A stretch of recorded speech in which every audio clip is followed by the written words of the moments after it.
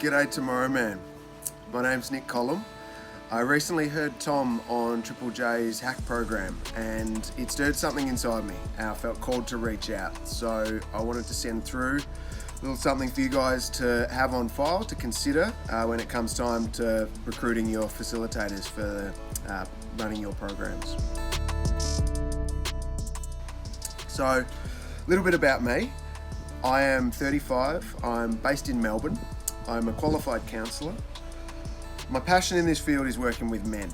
I work on the organising committee of Menergy, a large men's gathering where men come together to learn, support and grow in a really safe space and drop the mask and really drop into that authentic masculinity beyond all the conditioning. Really is some of the most rewarding work that I've ever done, and it's inspired me to pursue the men's work field. I've also created a program called the Secret Men's Business Barbecue, which is essentially a men's circle where men come together and can share openly amongst their mates. Really mates supporting mates, but creating a really easygoing, safe environment for guys that aren't so comfortable generally doing that, which I feel are the most at risk to be able to. Professionally, I've come from a trade background, so I've spent a lot of time on building sites and also spent a lot of time on the road traveling. So I've communicated on many levels with many different men, and I take a lot of pride in my ability to connect with men of all walks. From returning from my travels, I commenced my counselling training, and from there I went into a lot of personal development and personal growth work. A lot of workshops. I've also facilitated a lot of workshops around this sort of work, and particularly around training men how to run the barbecues, also a lot of body work, meditations and whatnot.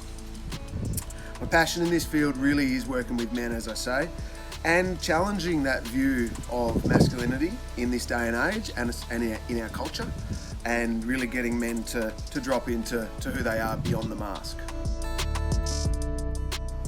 We all can see that the male suicide rates are out of control.